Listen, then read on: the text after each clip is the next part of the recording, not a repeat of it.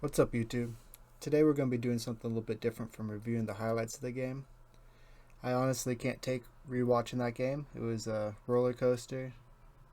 Fourth quarter, going into the fourth quarter, I thought we had a chance, but we just stopped scoring right around like the 9-minute mark. It was a 6-point game. 10-minute mark it was a 4-point game, and then look at the separation that Houston got. We didn't score, and we scored 1 point in 5 minutes. 6 minutes, damn near. It became a 16-point game from a 4-point game in 6 minutes.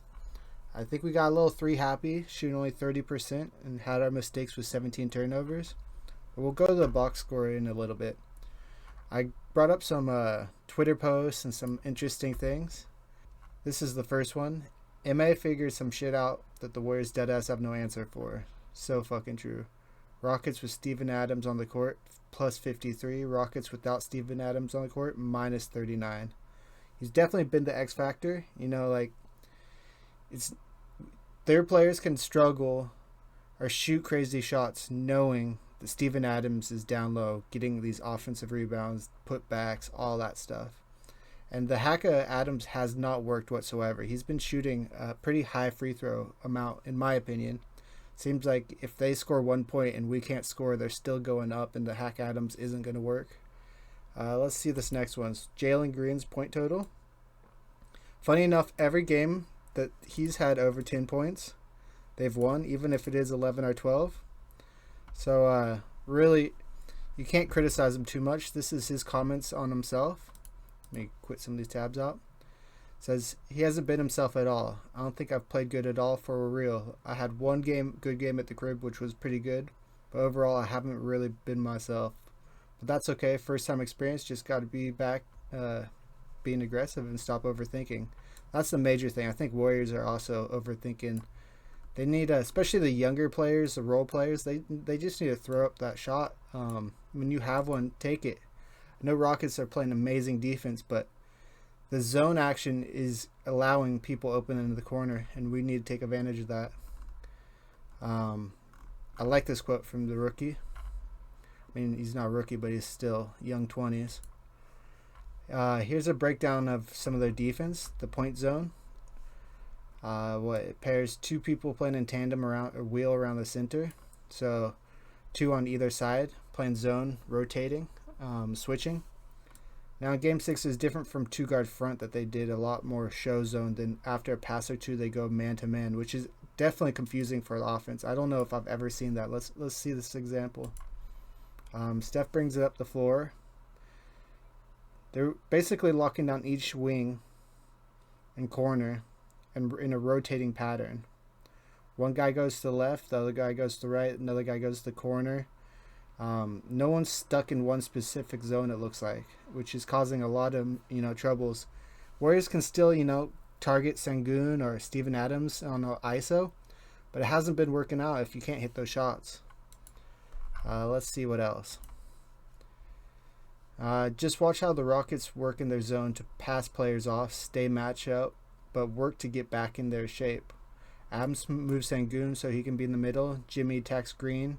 Adams able to block it in the paint. I think this is from Game 6, if I'm correct. No, this is last night. So yeah, Game 6.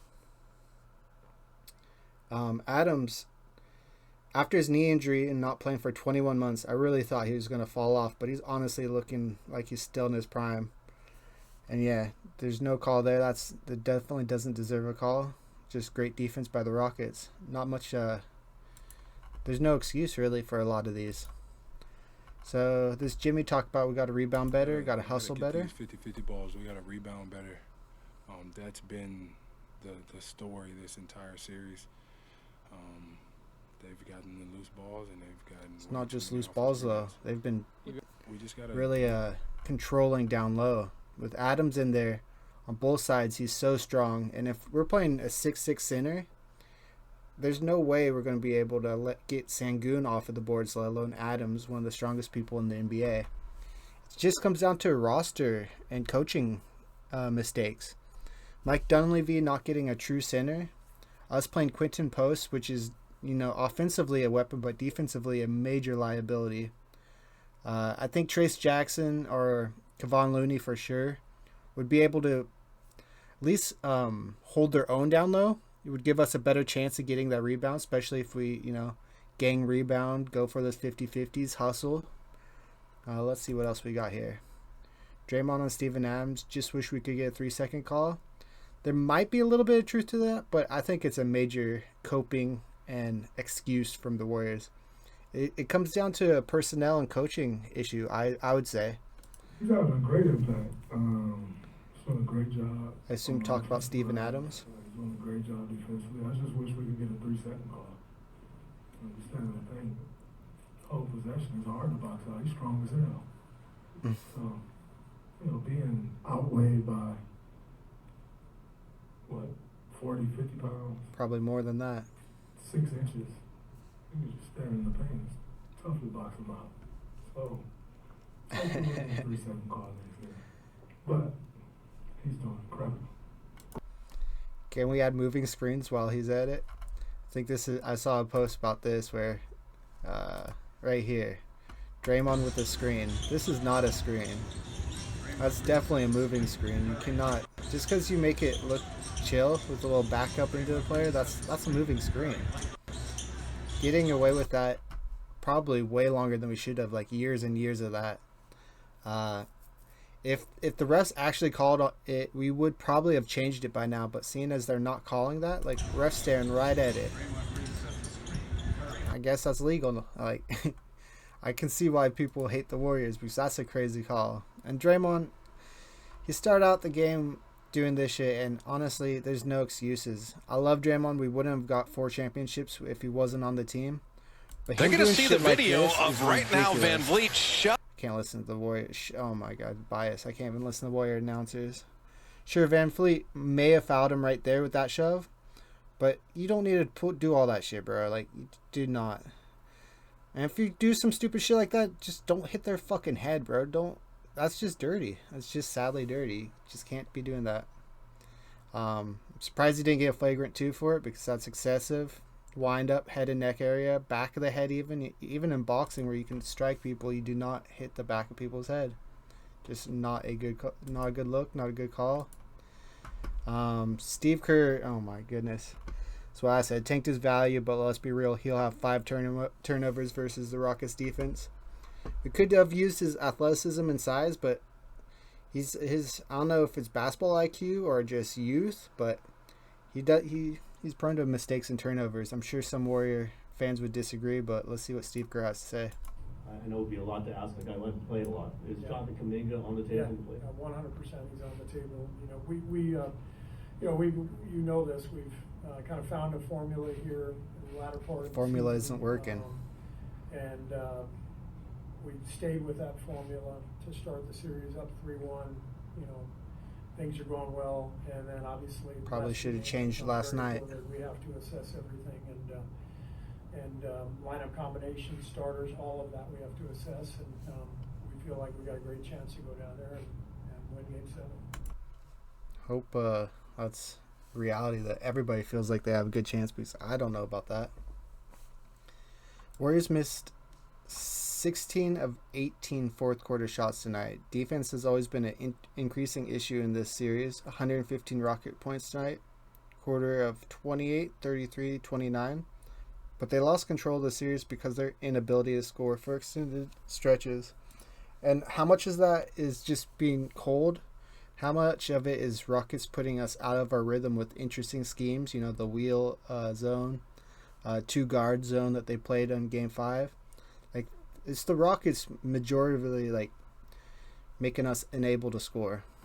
Second straight game, the Warriors veterans will close out on the bench as the Rockets finish off a blowout. Game 7 in Houston. So Game 7 tomorrow night. The only bright spot of this is there's no rest excuse. There's no, besides Steph Curry's obviously injured finger, there's no injury excuse. Jimmybutler's probably still tender, but he has to play through that. He played great Game 4, was it? Yeah, Game 4. So there's no excuse that Game 6 and 7 that the tailbone's affecting them that much. And Fred VanFleet, man, 17 to 25 from 3. It's 70%, 65%? That's insane. He's beating us by himself with that efficiency. And mind you, we won one of these games, game 4, that he was 8 of 11, if I remember correctly. So there's just no excuses. The fact that he's only shot 25 shots and hit 17 threes, that just shows he's not forcing it. And a big decision was when Steph got his third foul at the 3:49 mark of the second quarter. Steve Kerr kept him in the game, and he went on an 11-0 run himself in the next 2 minutes to get it close, because we were down 10 plus points. This could have been another blowout. Let's see what else we got here. Everybody in the league's in it for a reason. You have to take a shot. I don't need to say anything else. You're out there, be aggressive, look for your shot, and we'll live with it. That's talking about the role players basically just needing to take the open shot when they get it, because we may not get a better shot in that possession.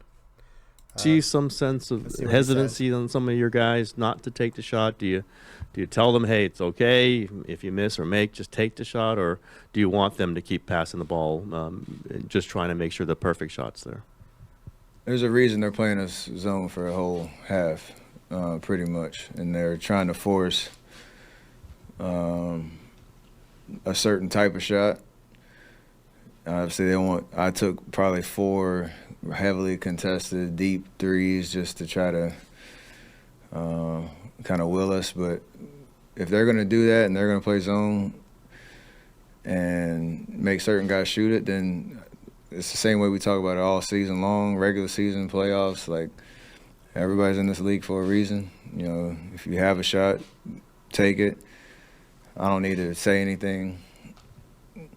Coach doesn't need to say anything. You're out there, be aggressive. Look for your shot, and we'll live with it. That's the name of the game. Honestly, didn't listen to anything he said. I think there's a good synopsis up here, but man, I just stared at his bedazzled ass collar. That thing is ugly as fuck. But I guess I don't have much style, so who am I to talk? Let's get into something else. First off, I don't think these two words should be said together, but poor Draymond, 6'6", having to play center all game long at 34 years old. Which, yeah, 6'6" at 34, playing center is crazy. So is LeBron at, I guess 6'8", playing fucking center at 40. Insane. Don't know what these two coaches are thinking.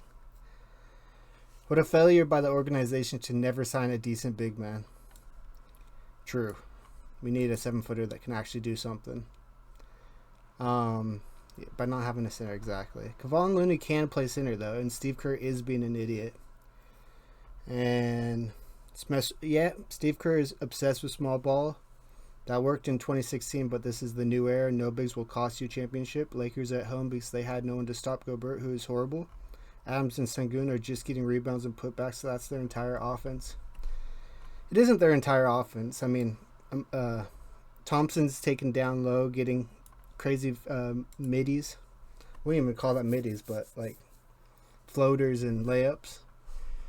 And then obviously VanFleet isn't missing a 3-point shot and isn't forcing it. Like, it isn't their entire offense, but how confident are you at taking a shot that you may not hit if you have Adams and Sengun down low against Jimmybutler and Draymond Green? Like, 75% of the time you're going to get the rebound. Then here's Steph comforting his son. Saw last night basically saying, that's crazy. Even cannons can see the squad is washed. I mean, maybe this squad, but there's always another year. Saw something that basically said, me too, Cannon, me too, as far as that's how all Warriors fans felt at the end of Game 6. Ready for a nap and a cry.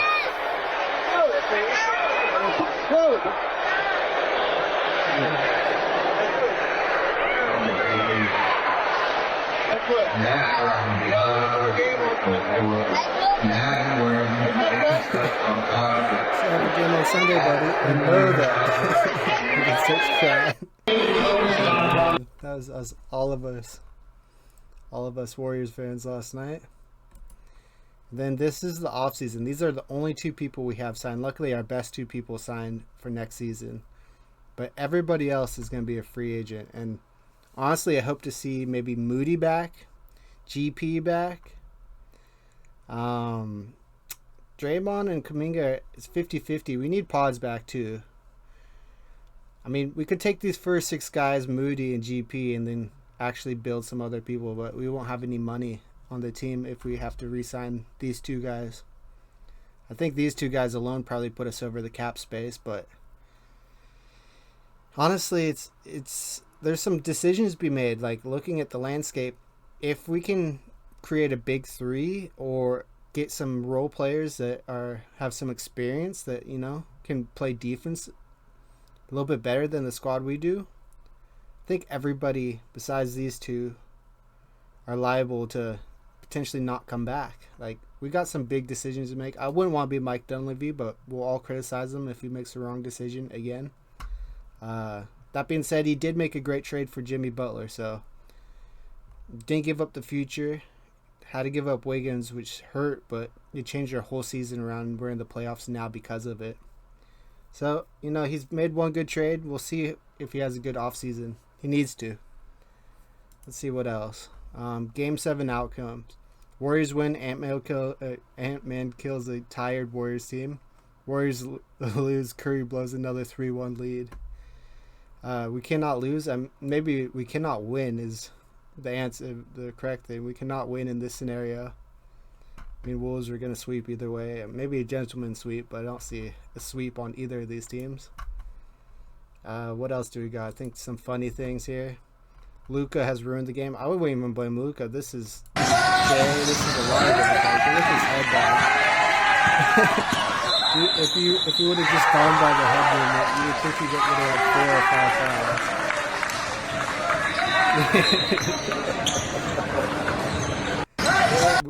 They weren't the only people that saw that. That was crazy. And this is another funny one. Kevin Durant doing the pregame ritual dance before they play the Raptors in 2019. Link down below has got the KD one. Here it is.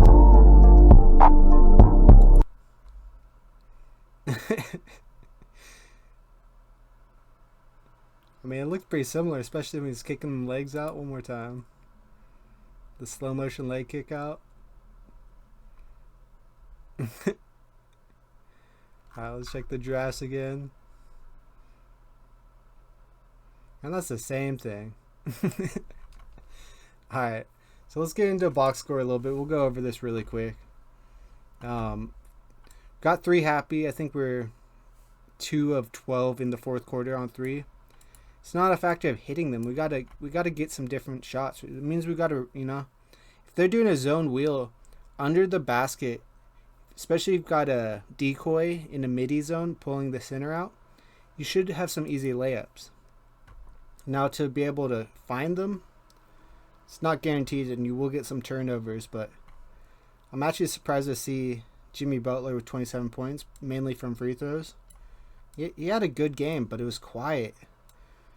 I felt like he would have not got 20 points, but minus 12, minus 11, the highest minuses besides Gary Payton, which only played 20 minutes. That's crazy.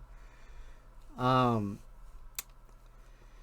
of 23 is just not going to cut it. 6 of 16, like Steph said, he had some, 4 or 5 just super deep threes that he made heavily contested that he probably shouldn't have shot. As a team, we had 22 free throws, and as their team, they had 33 of 46. Like, VanFleet, 9 of 9, 5 of 6 for Jalen, 5 of 7. Like, they shot efficiently. Steven Adams, 9 of 16.